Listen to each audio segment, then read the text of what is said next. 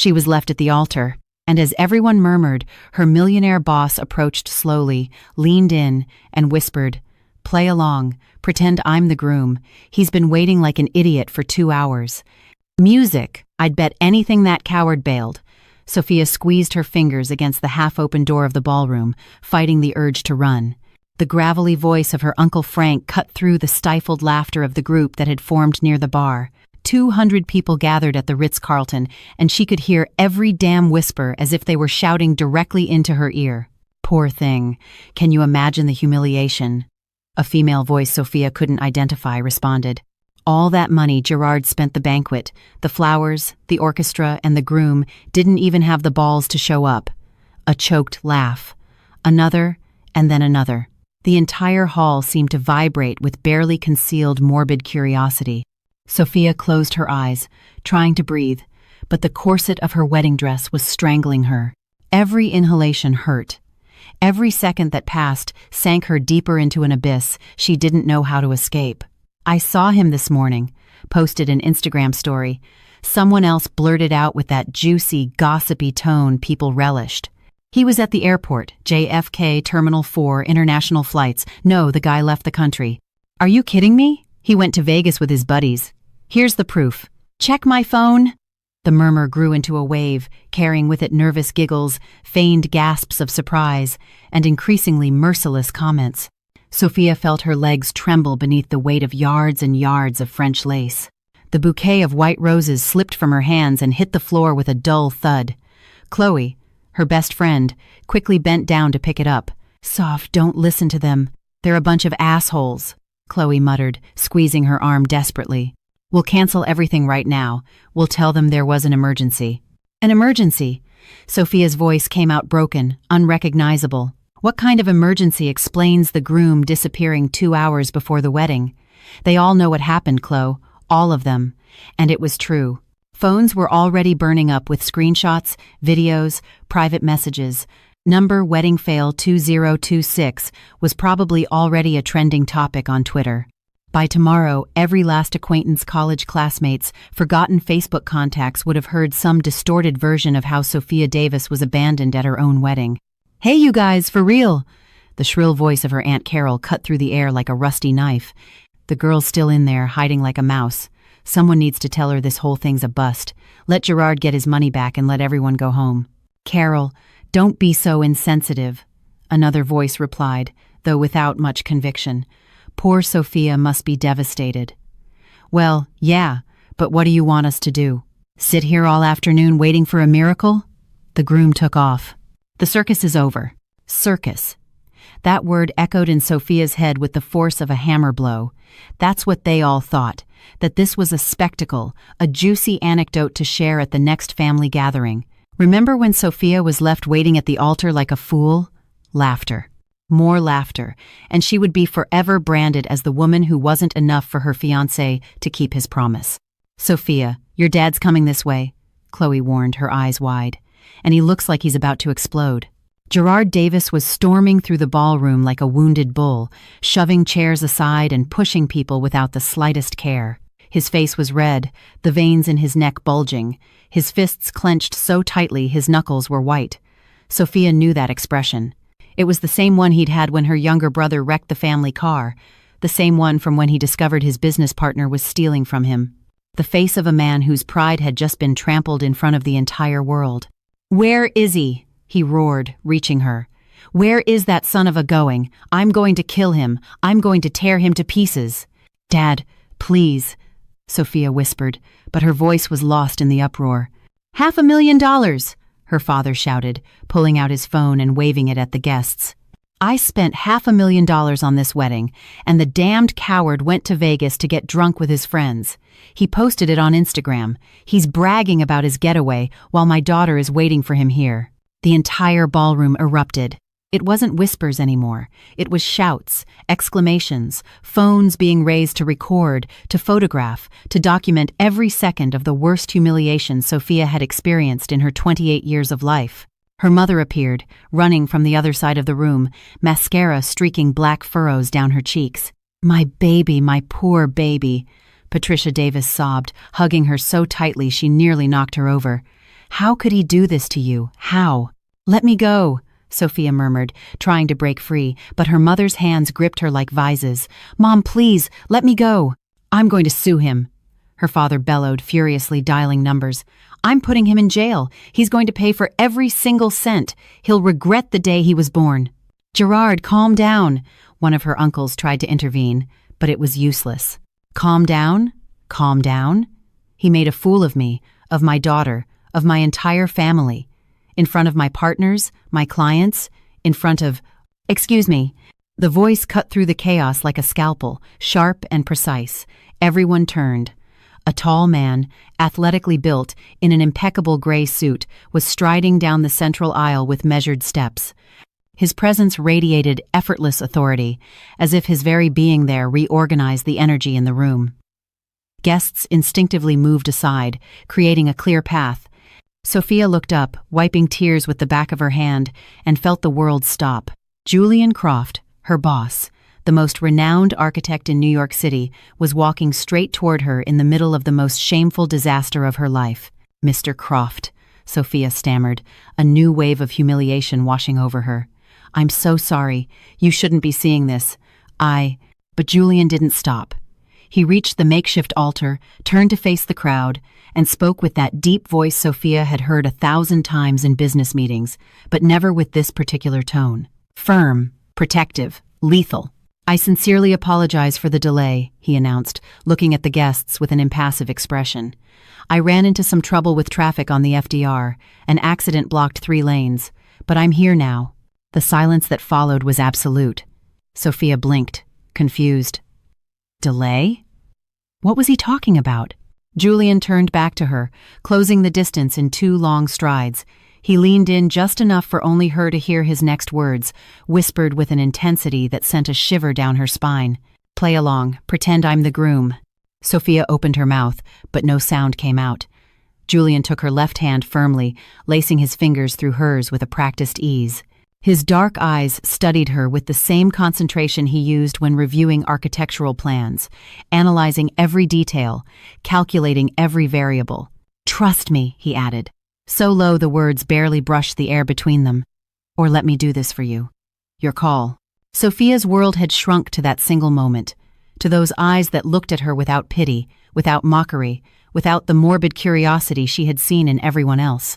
Only determination, and something else she couldn't identify. Julian, you can't, she murmured, aware that 200 pairs of eyes were still fixed on them. This is insane. You can't just... I can, and I'm going to. So I need you to decide, right now. Do you want everyone here to go home with the story of how you were abandoned? Or would you rather give them something completely different to think about? Her father stepped forward, frowning. And who are you? What's going on here? Julian released Sophia's hand just long enough to extend his own toward Gerard Davis in a cordial gesture. Julian Croft, architect, Sophia's boss at the firm, and the man who's going to marry your daughter today. The collective gasp was deafening. Patricia Davis swayed, clutching her sister's arm for support. Gerard Davis stared at Julian as if he had just announced he was an alien. The murmurs exploded in every direction, mixing into an incomprehensible whirlwind of surprise, confusion, and disbelief. What the hell? Her father began, but Julian had already turned back to Sophia, completely ignoring the chaos he had just unleashed. He held out his open hand, patient, waiting, an invitation, an escape, a decision that would change everything. It's your decision, Sophia, he repeated, but decide now. She looked at that outstretched hand, then at her father, red with fury and confusion, at her mother, crying uncontrollably, at the guests with their phones held high, recording, waiting for the next chapter of the scandal, at Chloe, who stared at her, wide-eyed, not knowing what to do, and then she heard Uncle Frank's voice filter through the noise again. Who does this guy think he is? Superman to the rescue?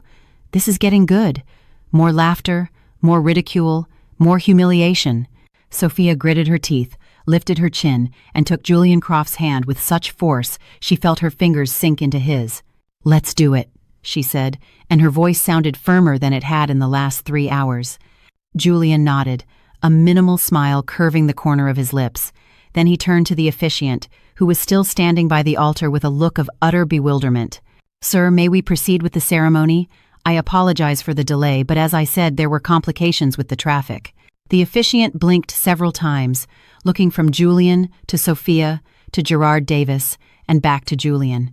I need to verify the documents. The birth certificate, the groom's official ID, the witnesses. I have everything right here." Julian pulled a leather wallet from the inside of his jacket and extracted perfectly folded documents. "My ID, my birth certificate. The witnesses can be the same ones who were already designated. Any problem with that?" The officiant took the documents with trembling hands, reviewing them with professional meticulousness. Sophia took that moment to get closer to Julian and hiss between her teeth. "You bring your birth certificate to a wedding? Who does that?" "Someone who was prepared for any eventuality," he replied without looking at her, maintaining that mask of absolute serenity. "This is crazy. We can't actually get married. You're my boss. This doesn't make sense." "It makes perfect sense," Julian countered, finally turning to face her. "Or would you prefer your father ends up in jail for trying to kill Ryan when he finds him? Because believe me, he'll look for him. And knowing Mr. Davis's temper, it won't end well." Sophia glanced at her father, who was still clenching his fists, his face contorted, muttering threats as he dialed numbers on his phone. Julian was right. Her father was capable of catching the first flight to Vegas, finding Ryan, and doing something stupid he would regret for the rest of his life. "The documents are in order," the officiant announced, though his tone was still hesitant. "But I must advise you that this is a legally binding act. Once you sign, you will be legally married under the laws of this state. Are you certain you wish to proceed?" Julian looked at Sophia. She felt the weight of that gaze, the silent question it held. She could still back out, still say no, face the humiliation, let everyone go home with their version of the story. Or she could do this absolute madness that made no sense, but which, in some twisted way, did. "We're sure," Sophia replied, before her brain could convince her otherwise. The officiant nodded slowly. "Very well, then let us proceed." He turned to the guests, cleared his throat, and spoke in a professional voice. "Ladies and gentlemen, we will now begin the civil ceremony between Miss Sophia Davis and Mr. Julian Croft. I ask for your silence and respect during the proceedings." The murmuring didn't stop completely, but it subsided to a more manageable level. The phones were still up, the faces still showed disbelief, but at least they weren't shouting anymore.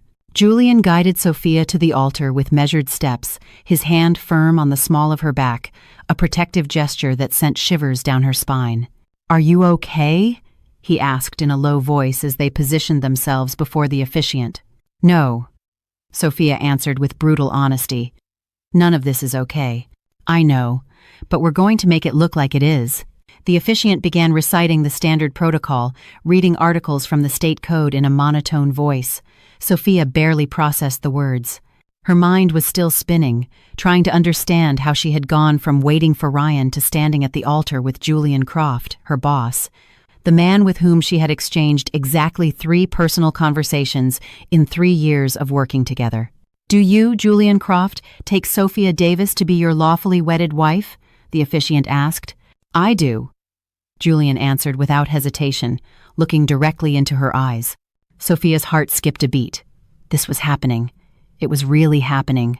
"And do you, Sophia Davis, take Julian Croft to be your lawfully wedded husband?" Sophia opened her mouth. The words caught in her throat. Everyone was waiting.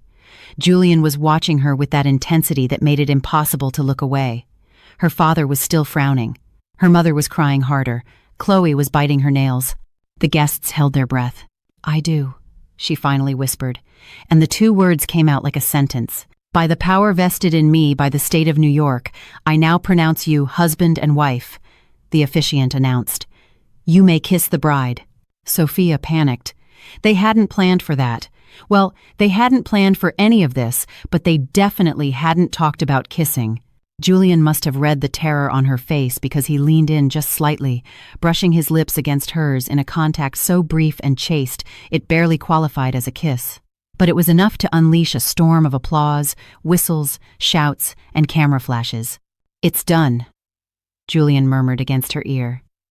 "Now smile and breathe. The worst is over." But as they turned to face the guests, their hands intertwined and forced smiles on their faces, Sophia couldn't help but think that the worst was just beginning. The applause echoed like distant thunder as Sophia tried to process what she had just done. Married.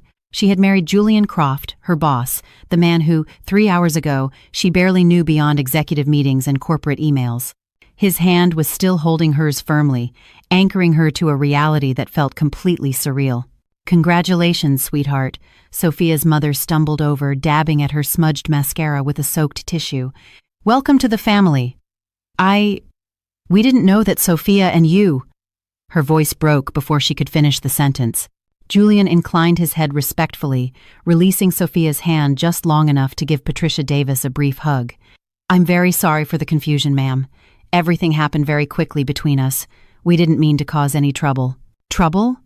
Gerard Davis appeared behind his wife, his face still red, but his fury now transformed into bewilderment. "Young man, you owe me an explanation.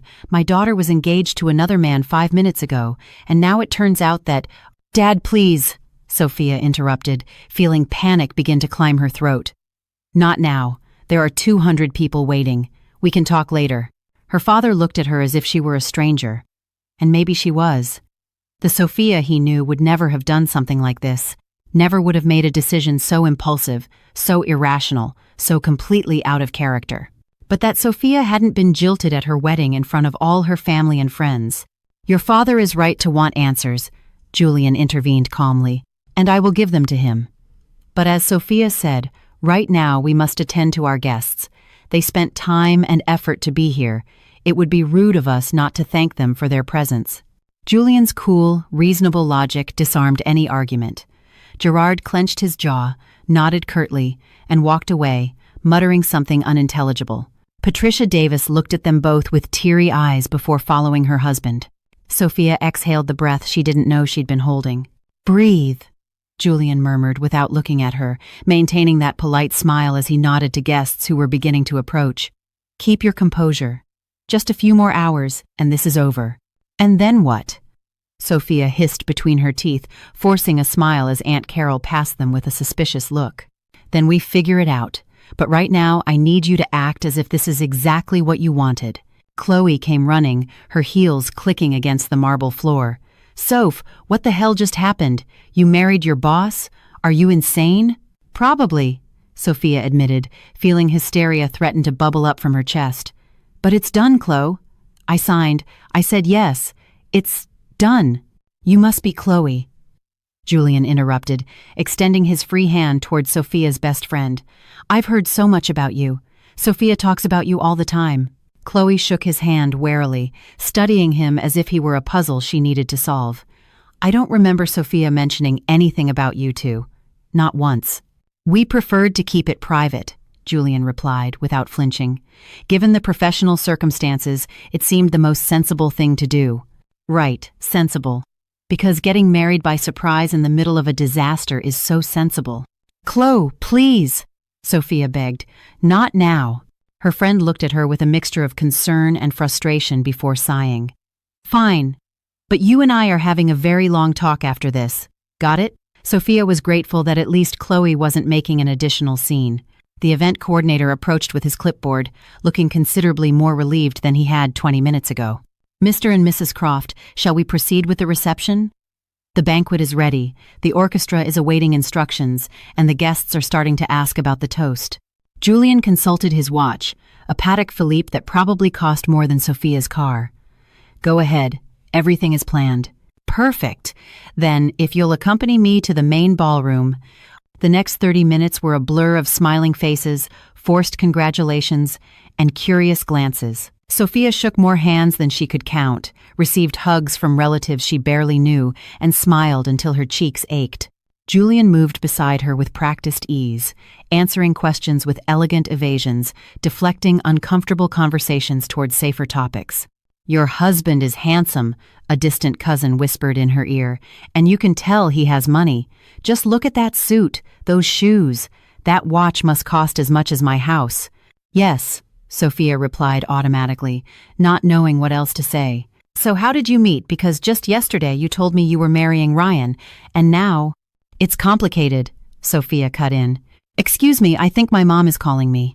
She fled before her cousin could ask any more questions, taking temporary refuge beside one of the columns decorated with white flower garlands, trying to catch her breath. The corset was still squeezing her ribs. The veil felt like it weighed a ton on her head. Her high heels were killing her feet. And worst of all was the constant feeling of acting in a play where no one had given her the script. "Are you okay?" Julian's voice startled her. She hadn't heard him approach.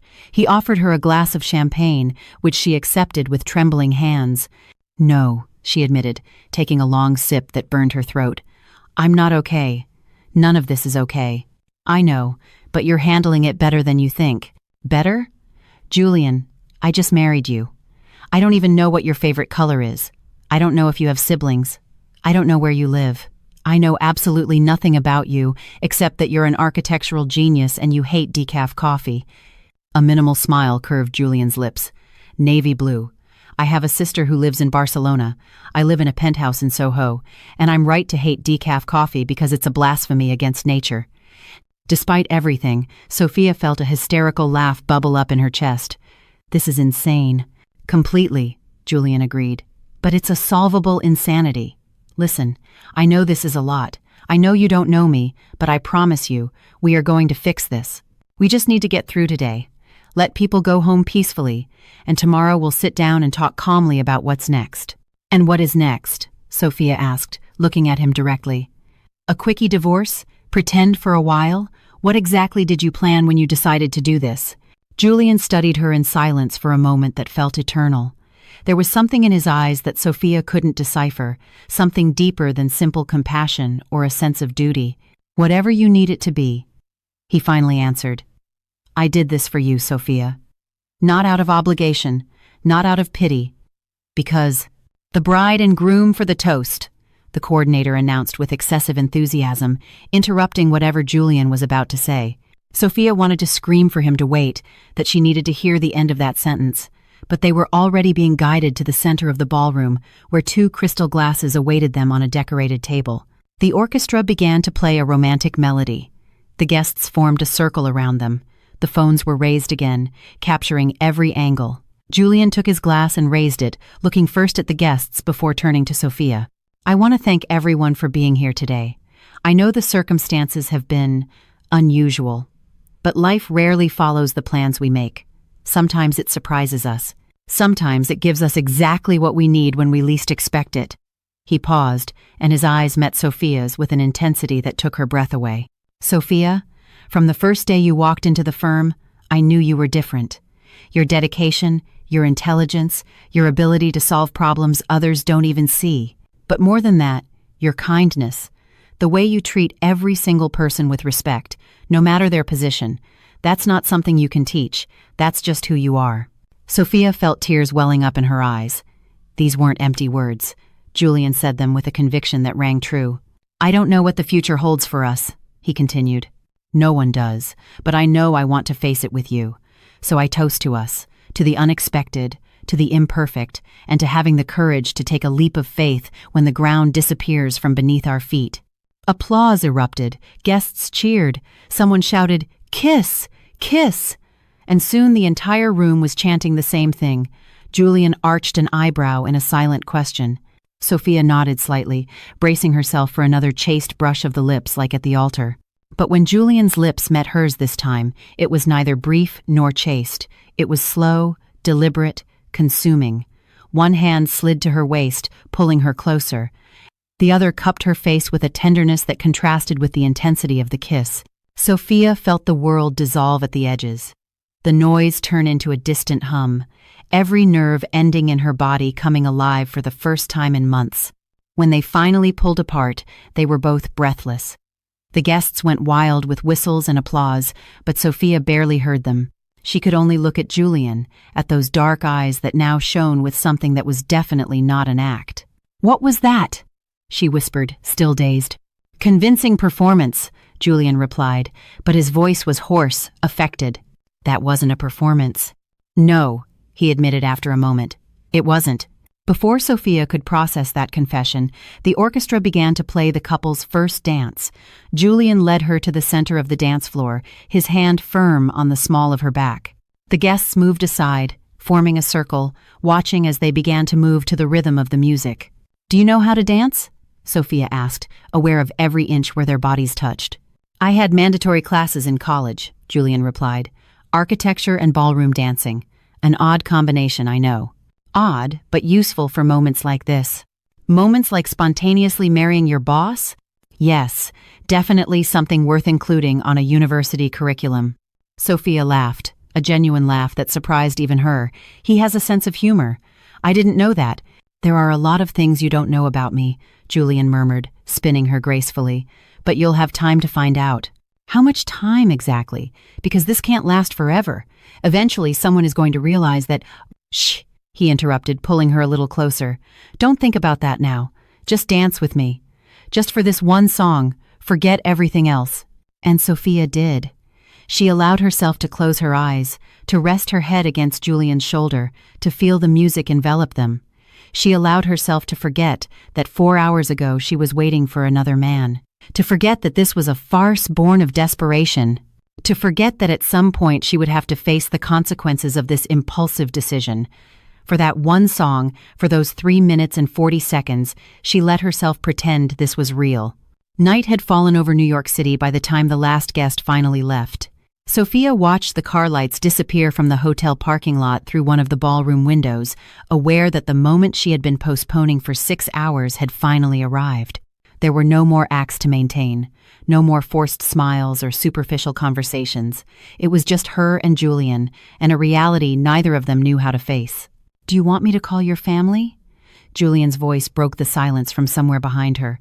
"Your father left pretty upset. Maybe we should clear things up with them tonight." Sophia shook her head without turning. "No, not tonight. I don't have the energy for any more confrontations today." Julian's footsteps drew closer until she could see his reflection in the window pane, standing less than a yard away. He had taken off his jacket and loosened his tie. The sleeves of his white shirt were rolled up, revealing tanned and surprisingly muscular forearms for someone who spent most of his time behind a desk. Sophia looked away from the image, feeling an uncomfortable heat creep up her neck. "I booked the bridal suite," Julian said. The event coordinator insisted. "Apparently, it's included in the package your father paid for." The bridal suite. Of course, because that was exactly what this disaster needed, sharing a romantic room with the man who was technically her husband but was still practically a stranger. "I can get another room if you'd prefer," Julian added quickly, as if he'd read her discomfort. "In fact, that's probably for the best. I don't want you to feel pressured or—" "No," Sophia interrupted, surprising herself.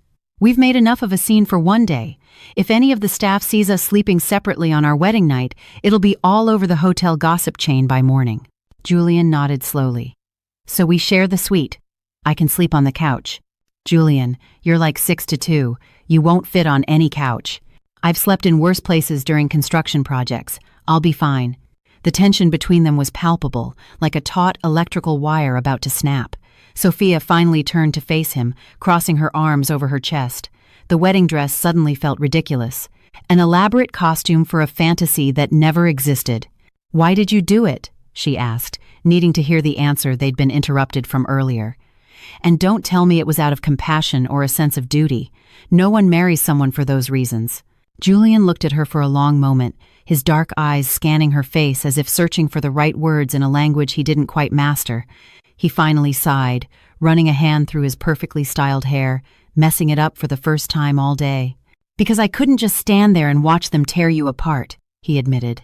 "I heard what they were saying, the comments, the laughter, the morbid curiosity, and I saw your face when you came out of that room. I saw you trying to hold it together while your world was falling apart, and I couldn't stand it. But that doesn't explain why you decided to marry me. You could have done 1,000 different things. You could have gotten me out of there, canceled everything, helped me escape." "I didn't have to marry you," Julian finished for her. "You're right. I didn't have to. But in that moment, it seemed like the only solution that solved all the problems at once. Your father was about to do something he would regret. Your family was going to spend weeks, maybe months, processing the humiliation. The guests would have left with a story that would follow you for years. And you would have blamed yourself for all of it when none of this was your fault. Sophia felt the tears she had been holding back all day finally begin to overflow. She tried to wipe them away quickly, but Julian had already stepped closer, offering her a cloth handkerchief from his pocket. "Don't cry," he murmured with a softness Sophia had never heard from him before. "You've cried enough for a man who doesn't deserve it." "So what now?" Sophia asked, her voice cracking. "What do we do with this marriage? Do we get a divorce next week? Do we pretend for a while? Do we keep working together like nothing happened?" "Honestly, I don't know," Julian admitted. "I didn't have a plan beyond today. I just knew I had to help you in that moment." "That's very noble of you. But marriages don't work on nobility. They work on love," Julian suggested, and something in his tone made Sophia look at him more closely. "Yes, love. And we don't love each other. We barely know each other." Julian took another step closer, closing the distance between them to inches. Sophia had to tilt her head back to maintain eye contact, aware of every breath, every accelerated beat of her heart. "Want to know a secret?" he asked, his voice barely a whisper. "That kiss on the dance floor, that wasn't an act, and I think you felt it too." Sophia opened her mouth to deny it, but the words stuck in her throat. Because he was right. She had felt it. That moment when everything else disappeared and it was just the two of them, moving to the music, connected in a way that had no logical explanation. "That doesn't mean anything," she finally managed to say. "It was adrenaline. The heat of the moment. It was chemistry," Julian suggested, and the slight smile that curved his lips made Sophia's stomach do a flip. "Because that's what it was, Sophia. Chemistry. And you can't fake that. You can't manufacture it. It either exists or it doesn't." "Are you insane?" she murmured, taking a step back. "This is insane. 12 hours ago you were just my boss. Now you're my husband and you're talking about chemistry and you're scared," Julian interrupted. "I get it. I am too. But that doesn't change the fact that there's something here. Something worth exploring." "Exploring?" Sophia let out a hysterical laugh. "Julian, we're not teenagers experimenting with first love. We're two adults who made an impulsive decision and now have to deal with the consequences." "You're right," he conceded. "We're adults, so let's act like it. Let's talk honestly about what we want." "And what is it that you want?" The question hung between them like an undetonated bomb. Julian looked at her with that intensity that made it impossible to look away, those eyes that seemed to see past the defenses Sophia had carefully built all day. "I want to give you time," he finally answered. "Time to process what happened with Ryan. Time to get to know me beyond the boss-employee relationship. Time to decide what you want to do with this marriage, without pressure or expectations. And in the meantime, we live. We go on with our lives. I'm not going to demand anything from you. I'm not going to push this to be something you're not ready for. But I'm also not going to pretend I don't feel what I feel." Sophia felt her heart accelerate dangerously. "And what is it that you feel?" Julian took another step toward her, so close now that Sophia could feel the heat radiating from his body. She could smell the subtle scent of his cologne mixed with something more personal, more masculine. "I feel that kiss was the most real thing that's happened to me in years," he murmured. "I feel that when I see you every morning at the office, my day instantly gets better. I feel that getting to know your real laugh, the one you let out when you think no one is listening, is something I want to experience every day. And I feel that what I did today wasn't just to save you from humiliation. It was also because the idea of another man hurting you was unbearable to me." The silence that followed was deafening. Sophia could hear her own ragged breathing. She could feel how every one of Julian's words was embedding itself somewhere deep in her chest, in a place she had kept locked away for the last few months with Ryan. "I can't process this right now," she whispered finally. "It's too much. Everything is too much." "I know." Julian stepped back, giving her space. "That's why I propose that tonight we just rest. Tomorrow, with clearer heads, we can start to figure all this out." Sophia nodded, grateful for the temporary truce. Julian walked to the door where the event coordinator had left their suitcases before leaving. He took Sophia's and placed it near the bathroom. "Take a shower, change, get comfortable. I'll wait out here." "Julian," Sophia stopped him when his hand was on the doorknob. "Thank you for everything, for today, for saving me." He turned, and the smile he gave her was genuine, warm, completely different from the professional expressions Sophia had seen for 3 years at the office. "I didn't save you, Sophia. I just reminded you that you're strong enough to save yourself." When the door closed behind him, Sophia collapsed onto the edge of the king-sized bed, which was covered in rose petals. She picked up one of the petals, feeling its soft, fragile texture. The entire suite was decorated for a romantic night she was supposed to share with Ryan. Scented candles, champagne, heart-shaped chocolates on the pillows. But Ryan was in Vegas, probably drunk in some bar, celebrating his successful escape. And she was here, married to a man who had just confessed to having feelings for her, a man who knew her better than she thought, a man who had risked everything to protect her from the biggest humiliation of her life. Sophia looked at her reflection in the dresser mirror. Her makeup was smudged, her hair a mess, the dress wrinkled. She looked exactly how she felt, destroyed and reassembled at the same time, like something that had been broken and glued back together with a different, stronger, more resilient material. She slowly unzipped the wedding dress, letting it fall to the floor in a heap of lace and satin. She stared at it for a long moment before kicking it into a corner. Tomorrow she would have to deal with the explanations, the consequences, with all the decisions she had made today. Tomorrow she would have to face her family, talk to Julian about the next steps, decipher what all of this really meant. But tonight she just wanted to close her eyes and pretend, if only for a few hours, that the world made sense. The hot water from the shower beat against Sophia's back with a pressure that was almost painful, but it was exactly what she needed. She let the steam fill the marble bathroom as she tried to process the last 12 hours of her life. 12 hours. That's all it had taken for her world to be turned completely upside down. She closed her eyes, resting her hands against the cool tiles, and allowed the day's events to flood her mind without a filter. Ryan abandoning her. The cruel whispers of the guests, Julian appearing like an impossible apparition, the kiss at the altar, the toast, the dance, and then that conversation in the suite, those words that had ignited something in her chest she didn't know how to name.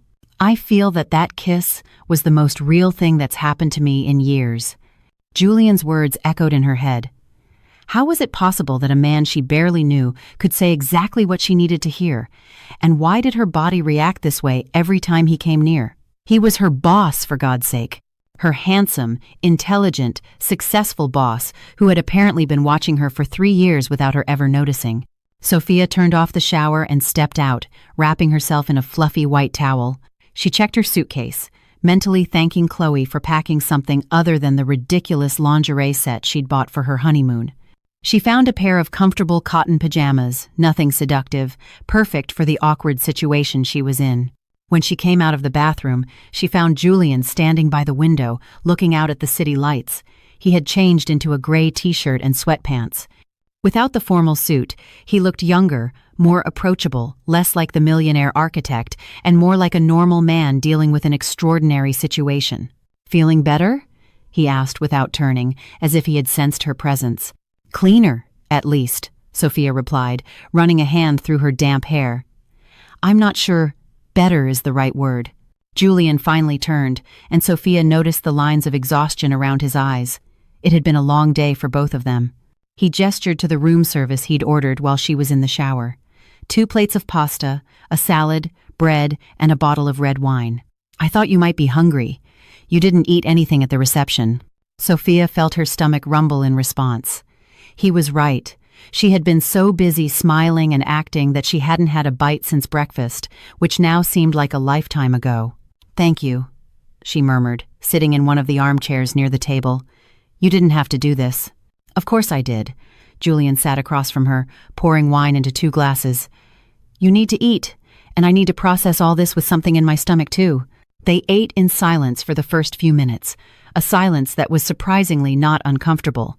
It was almost companionable, as if, after surviving the day's battle together, they had earned the right to simply exist in each other's space without needing to fill every second with words. "What are you going to tell your family tomorrow?" Julian finally asked, setting down his fork. "Your father practically demanded an explanation." Sophia sighed, taking a long sip of her wine. "The truth, I guess, or at least a version of it. That Ryan left me, that you helped me, that things got complicated. And work?" This question had been gnawing at her since she signed the marriage license. I don't know. How are we going to handle this? We can't just keep working together like nothing happened. The whole firm is going to find out. They probably already have, Julian pointed out.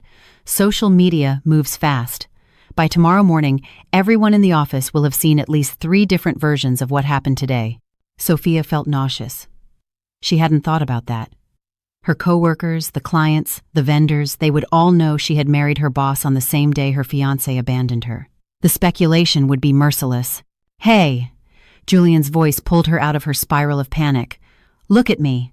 She obeyed, meeting those dark eyes that studied her with genuine concern. We are going to handle this together, he continued. If anyone has something to say, they can say it to my face. And if anyone dares to disrespect you, they will have to answer to me. Understood? The protective ferocity in his voice stirred something in Sophia's chest. Ryan had never defended her like that. He had never fought for her. She had always been the one to smooth things over, apologize for things that weren't her fault, make everything work. Why are you doing this? She asked quietly. Why do you care so much? Julian put his glass down and leaned forward, shortening the distance between them. Because for 3 years I've watched you give your all at that firm. Watched you come in early, leave late, solve problems that aren't your responsibility. Watched you smile even when I know you're tired or frustrated. And I also saw you with Ryan. Sophia blinked, surprised. What? The few times he came to the office to pick you up, I saw how he talked to you like you were his personal assistant instead of his partner, like your accomplishments were less important than his. And I saw how you made yourself smaller every time he was around, as if you needed to take up less space so he could shine brighter. The words hit Sophia like punches because they were true. Every single one was true, and the fact that Julian had noticed, when she herself was only just beginning to admit it, was devastating. I loved him, she whispered, though the words sounded hollow even to her. Did you love him, or did you love the idea of what you were supposed to be? Julian asked gently. Because from the outside, Sophia, it didn't look like love. It looked like habit. It looked like fear of being alone. It looked like you were settling for less than you deserve because it was easier than admitting you were with the wrong man. Sophia felt tears threatening to spill again, but this time they weren't tears of humiliation or sadness.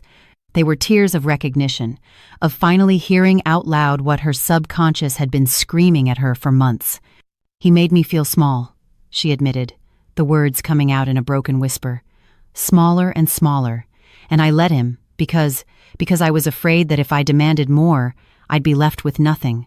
Julian rose from his chair and knelt in front of her, taking her hands in his. The gesture was so unexpected, so tender, that Sophia couldn't help but stare into those eyes that saw her as if she were something precious, something worth protecting. Listen to me very carefully, Sophia Davis, he said, with an intensity that took her breath away.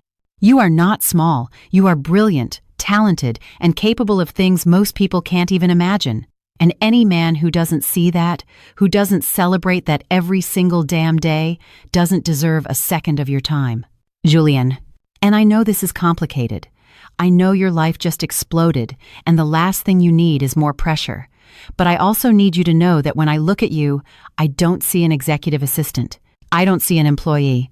I see an extraordinary woman who deserves to be loved exactly as she is, without having to make herself small so someone else can feel big. Sophia felt her heart pounding so hard she was sure Julian could hear it. The defenses she had been carefully maintaining all night began to crack, revealing something vulnerable and terrifying underneath. I don't know how to do this, she confessed. I don't know how to be your wife. I don't know how to let you in. I'm scared. Of what? He prompted when she hesitated. That this is too good to be true. That I'll wake up tomorrow and find out you were just being kind because you felt sorry for me. That when you really get to know me, when you see all my flaws and my insecurities, you'll realize I wasn't worth the risk you took. Julian released one of her hands to caress her cheek with his thumb, wiping away a stray tear. Do you want to know what I see when I look at you? I see someone who shows up every day and gives her best, even when no one is watching. I see someone who treats the cleaning staff with the same respect she gives to billionaire clients. I see someone who stayed until 2 a.m. helping a colleague with a project that wasn't even her responsibility. I see strength disguised as kindness. I see intelligence mixed with humility. And yes, I see insecurities and flaws, because you're human. But that doesn't make you any less extraordinary. It makes you real." Sophia didn't know who moved first. Maybe they both did at the same time, drawn by a force neither could name. All she knew was that suddenly Julian's lips were on hers, and this kiss was not like the others. It wasn't for an audience. It wasn't an act. It was hunger and need and something much more dangerous.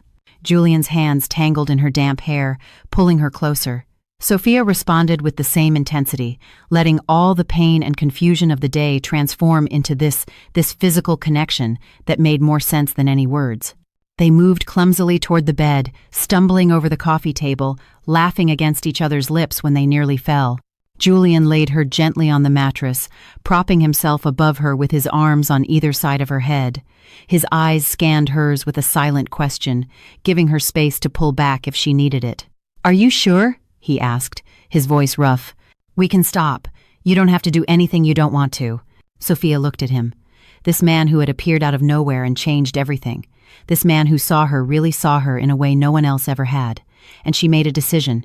"I'm sure," she whispered, pulling him down to her. "For the first time in a long time, I am completely sure of something." And when their bodies met, when every touch ignited nerve endings Sophia had forgotten she had, when whispers turned to moans and caresses became desperate, she knew she had crossed a line from which there was no return. This was no longer a farce, no longer an act. It was real, tangible, all-consuming. And for the first time since she woke up that morning believing she would marry Ryan, Sophia felt like she was exactly where she was supposed to be. The morning light filtered through the suite's curtains as Sophia awoke, wrapped in sheets that smelled of him and a warmth she hadn't experienced in years. Julian slept beside her, one arm draped protectively over her waist. His face looked younger in repose, the lines of tension softened, his lips slightly parted in an expression of absolute peace. Sophia allowed herself to watch him for a long moment, processing the magnitude of what had happened. 24 hours ago, she was preparing to marry Ryan, convinced she was making the right choice. Now she was here, naked under the sheets with a man who had been practically a stranger and who somehow knew her better than anyone. Julian's phone vibrated on the nightstand, breaking the morning stillness. He stirred slightly, tightening his hold on Sophia's waist before his eyes fluttered open. When he saw her watching him, a slow, devastating smile curved his lips. "Good morning," he murmured, his voice rough with sleep. "Good morning," Sophia replied, feeling heat rise in her cheeks as she remembered the previous night with perfect clarity. Julian reached for his phone, frowning at the screen. 32 messages, 15 missed calls. "This is going to be interesting."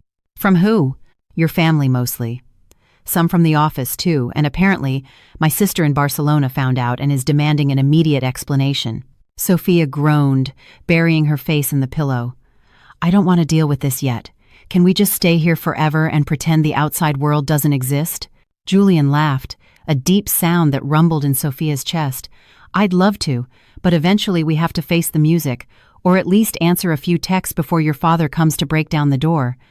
As if summoned, Sophia's phone began to ring. Her mother's name flashed on the screen. Sophia looked at Julian in obvious panic.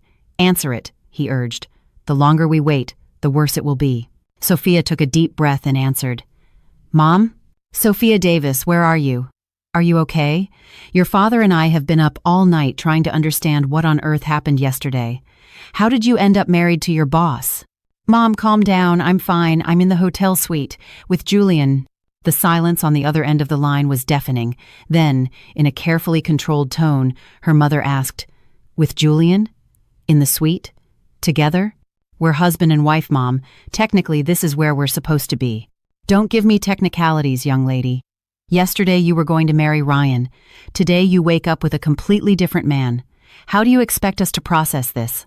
Sophia felt Julian's hand slide onto her thigh in a silent gesture of support. That simple touch gave her the courage she needed to continue. "Ryan abandoned me, Mom. He left the country knowing I was waiting for him at the altar. Julian helped me when I needed it most. And yes, I know it all happened very fast, but it was my decision. No one forced me. And now what? Are you going to continue with this farce, or are you going to get a divorce like any sensible person would after an impulsive marriage?" The question hung in the air. Sophia looked at Julian, searching for any indication of his thoughts, but his dark eyes only reflected the same question back at her. What now? I don't know, Mom, Sophia admitted honestly. We're still figuring out what this is, but I promise you it wasn't a farce. And I didn't make this decision lightly. Her mother sighed heavily. Your father wants to talk to you, and to Julian, today. He says if this man is going to be your husband, he deserves to know him beyond a wedding day emergency. Okay, I'll tell Julian. Where do you want to meet? At the house. Noon. And Sophia? Her voice softened slightly. I just want to know that you're okay. That this is what you really want. Sophia looked at Julian again, at this man who had swept into her life like a hurricane and changed everything. This man who had watched her fall apart and, instead of walking away, had chosen to hold her up. This man who had made her feel more in one night than Ryan had in 2 years. I'm okay, Mom, she replied with a certainty that surprised even herself. Better than I've been in a very long time. When she hung up, Julian was already sitting up in bed, scrolling through his own messages with a concentrated expression. Sophia took the moment to watch him unabashedly. The morning light played across the lines of his back, highlighting muscles that definitely didn't come from sitting behind a desk all day. What? He asked without turning, but she could hear the smile in his voice. Nothing, just wondering how I never noticed my boss is incredibly fit. Julian turned with an arched eyebrow. Incredibly fit? That's all I get after last night. Sophia laughed, throwing a pillow at him, which he caught easily. You're impossible, and you're beautiful, he replied with a simplicity that stopped Sophia's heart. Especially in the morning, with your hair all messy and that smile you try to hide. The moment turned intimate again, charged with the chemistry that had exploded between them the night before. Julian set his phone aside and moved closer, capturing Sophia's lips in a slow, deep kiss that promised more. We have to go see my parents, Sophia murmured against his lips when they finally broke apart. I know, they're going to ask a million questions. I'm prepared. My dad will probably try to intimidate you. He won't be the first. Sophia pulled back to look at him directly. Julian, this is serious. They're going to want to know what we are, what we're going to do, if this is real or temporary, and I don't know how to answer those questions. Julian cupped her face in his hands, forcing her to hold his gaze. Then we answer together. With the truth.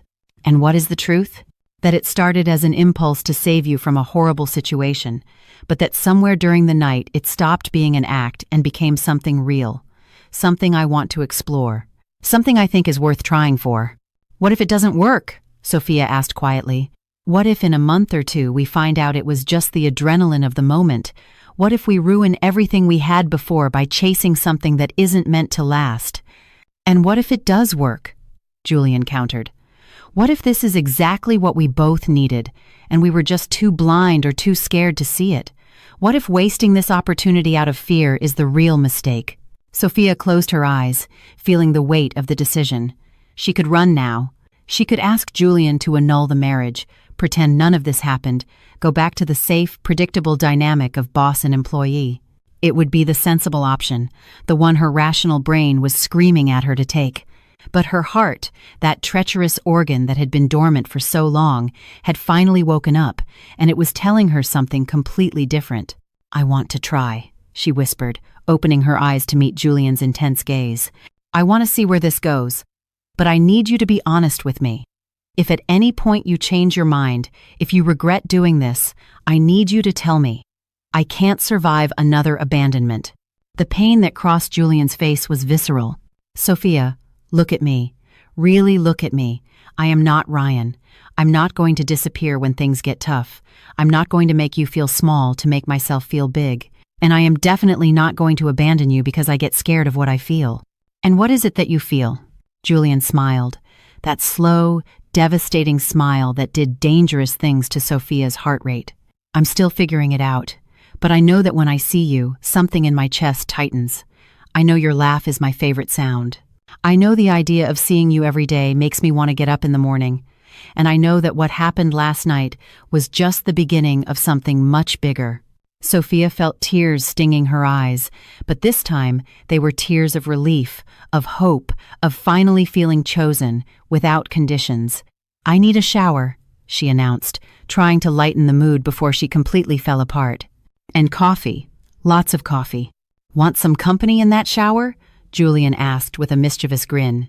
Absolutely not. If you come in there with me, we'll never leave this suite, and my parents will literally send the police to find us. Julian laughed, kissing her one more time before letting her go. Fine. I'll order breakfast. What do you like? Surprise me. As Sophia disappeared into the bathroom, Julian picked up his phone and decided to deal with the messages from his sister, Elena, each one more insistent than the last. He opted for a video call, bracing for the inevitable interrogation. Elena's face appeared on the screen, her expression a mix of amusement and exasperation. Julian Croft, you got married and you didn't even tell me? Good morning to you too, Elena. Don't you good morning me. Explain yourself, right now. I saw the pictures on Instagram. Who is she? And why do all the comments say it was a surprise wedding because the other groom didn't show up? Julian sighed, running a hand through his hair. It's complicated. I've got time. And it had better be a good story because Mom is freaking out. She's already booked a flight for tomorrow. Of course she did, Julian muttered. Look, the short version is, Sophia works for me. Her fiancé abandoned her at the altar. I stepped in. We got married. And it turns out there's something real here worth exploring. Elena stared at him for a long moment before bursting into laughter. Only you would pull something like this, little brother. Only you. It wasn't planned, obviously. But tell me, is there really something there, or are you just playing the knight in shining armor? Julian thought about the night before, about every kiss, every touch, every word whispered in the dark. He thought about how it felt to wake up with Sophia in his arms, as if something that had been misaligned for years had finally clicked into place. There's something, he admitted, something big. Elena's smile softened. Then fight for it. Don't let what other people think dictate what you do. If she's special, if this is real, don't let her go. I don't plan to. Good. Now put her on the phone. I want to meet my new sister-in-law before Mom gets there and scares her off with her intensity. Julian laughed. She's in the shower, but I promise you'll meet her soon. And Elena? Thanks. For what? For not judging. For believing in me. Always, brother. Always.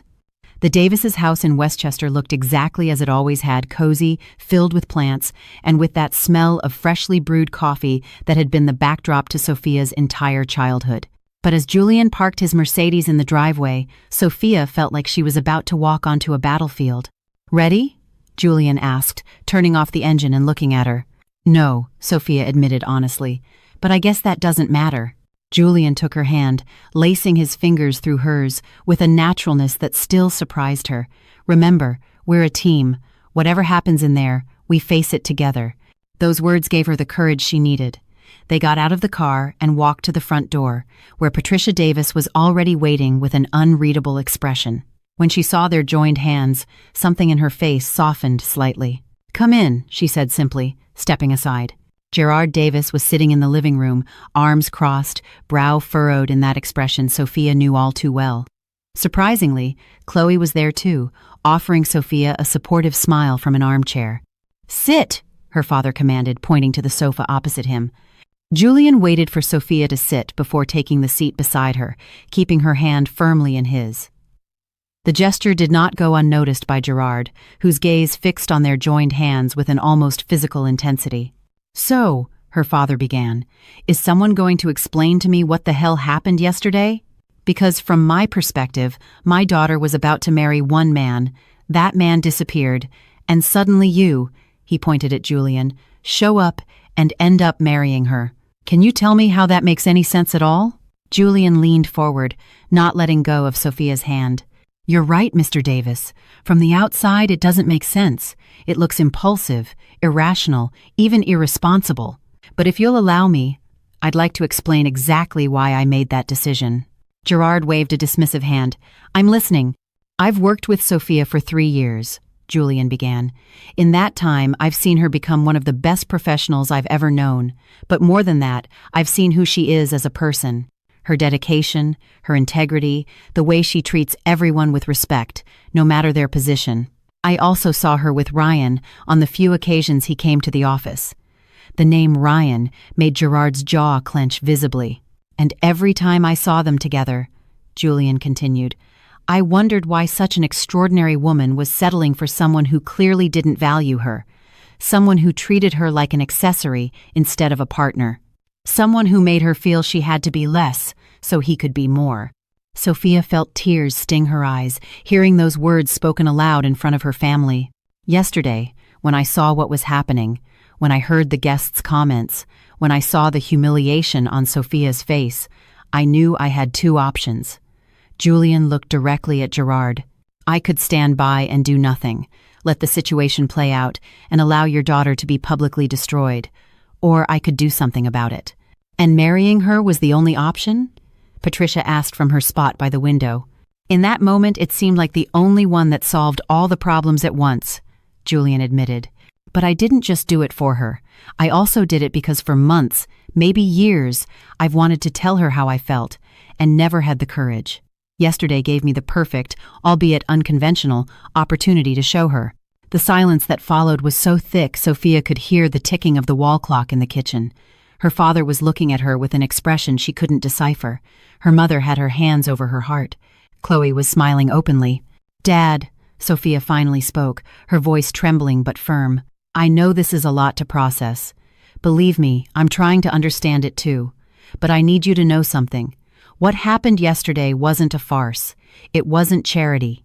It was the first time in years that someone really saw me, saw all of me, with my flaws and insecurities, and decided I was worth sticking around for." Gerard closed his eyes, taking a deep breath. When he opened them again, there was something different in his gaze, something softer. "Ryan called me this morning," he said, and everyone in the room tensed. "From Vegas, drunk, crying, saying he made a mistake, that he got scared, that he wants to come back and fix things." Sophia felt Julian squeeze her hand instinctively, but she kept her eyes fixed on her father. "And what did you tell him?" A slow, almost ferocious smile curved Gerard's lips. "I told him it was too late, that my daughter was already married to a man who had the guts to show up when he ran away, and that if he ever came near you again, I would personally make sure he regretted it." Sophia let out a laugh mixed with a sob. Julian smiled too, clearly relieved. "But that doesn't mean this is okay," her father continued, turning to Julian. "You're my daughter's boss. There's a power dynamic there that worries me. How do I know Sophia can make decisions freely? How do I know she won't feel pressured, obligated?" "I'll step down," Julian said without hesitation. Everyone stared at him in surprise, including Sophia.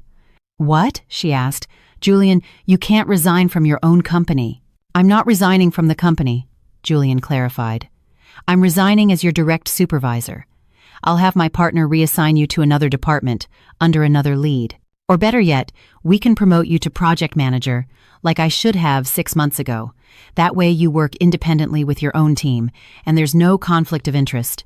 "Julian, that's not necessary." "It is," he interrupted, looking at her with that breath-stealing intensity. "Your father is right. I never want you to feel trapped in this relationship for professional reasons. I want you to be with me because you want to be, not because you feel you have to be." Patricia Davis came over, perching on the arm of her husband's chair. "And what about you two? What is this exactly? A temporary fling until the scandal dies down? A real marriage?"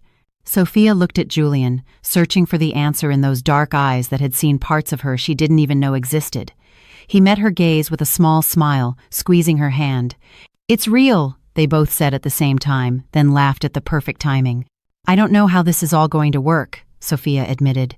"I don't know if in 6 months we'll feel as certain as we do now, or if we'll find out this was just a moment of madness, but I do know that I want to try.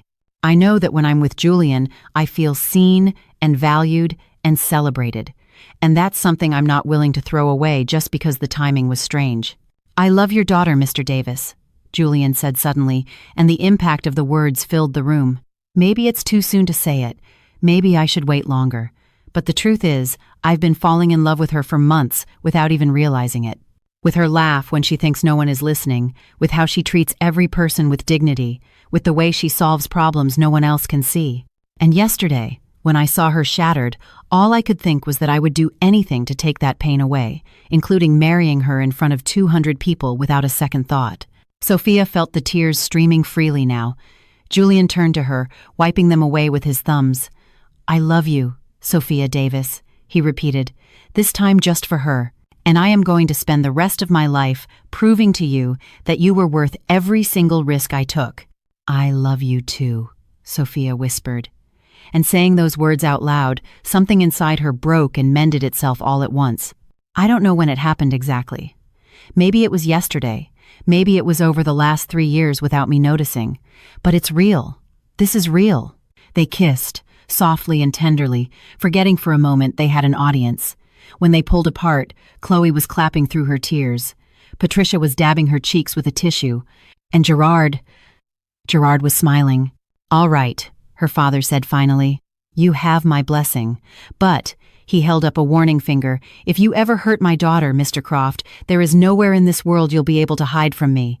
I have no plans to hurt your daughter, sir, Julian replied seriously. I plan to love her exactly as she deserves to be loved. Every day. Forever. Patricia stood up, drying her eyes. Well, if you're going to do this, you're going to do it right. No living in sin or any nonsense. You're married, so now comes the important part, getting to know each other, building a life, doing things the right way. Mom, we're already legally married, Sophia pointed out. Legally, yes, but you need a church blessing and a proper honeymoon, and for Julian to meet the rest of the family under less chaotic circumstances. Patricia, breathe, Gerard interrupted with amusement. Let the kids live one day at a time. Chloe came over, hugging Sophia tightly. I am so happy for you, she whispered in her ear. You deserve this. You deserve all of this and more. Thanks for being here, Sophia replied, for believing in me, even when I didn't know what to believe. Always, Soph, always. The next few hours passed in a blur of conversations, coffee, and slow acceptance. Gerard and Julian talked business, discovering common interests. Patricia bombarded Julian with questions about his family, his plans, his intentions. And Sophia watched it all from her seat, feeling something that had been broken inside her begin to heal. When they finally said their goodbyes and got back in the car, the sun was setting over the city, painting the sky in shades of orange and pink. Julian didn't start the engine right away. Instead, he turned to Sophia. Are you okay? Better than okay, she answered honestly. For the first time in a long time, I feel like everything is exactly where it's supposed to be. Even the part where your boss confessed his undying love in front of your parents? Especially that part. Sophia smiled. Although, technically, you're not my boss anymore. Now you're just my husband. Just your husband, Julian repeated, tasting the words. I like the sound of that. Me too. They kissed as the sun disappeared behind the skyline, sealing promises that had been born in chaos but strengthened in truth. They didn't know what the future held. They didn't know if the road ahead would be easy or complicated. But they knew one thing with absolute certainty. What they had found in each other was worth every risk, every moment of uncertainty, every curious glance they would receive in the coming months. Because sometimes, the best stories start in the most unexpected places. Sometimes, love shows up when you least expect it, in the most unlikely way, at the most chaotic time. And sometimes, all you need is the courage to say yes, when your entire rational being is screaming at you to say no. Sophia Davis had gone to her wedding expecting to marry the wrong man, but she had ended up marrying the right one, the one who had been there all along, waiting for the perfect moment to remind her that she deserved to be loved exactly as she was. And as they drove toward their future together, hands intertwined and smiles on their faces, they both knew with absolute certainty that this story was just beginning and it was going to be epic.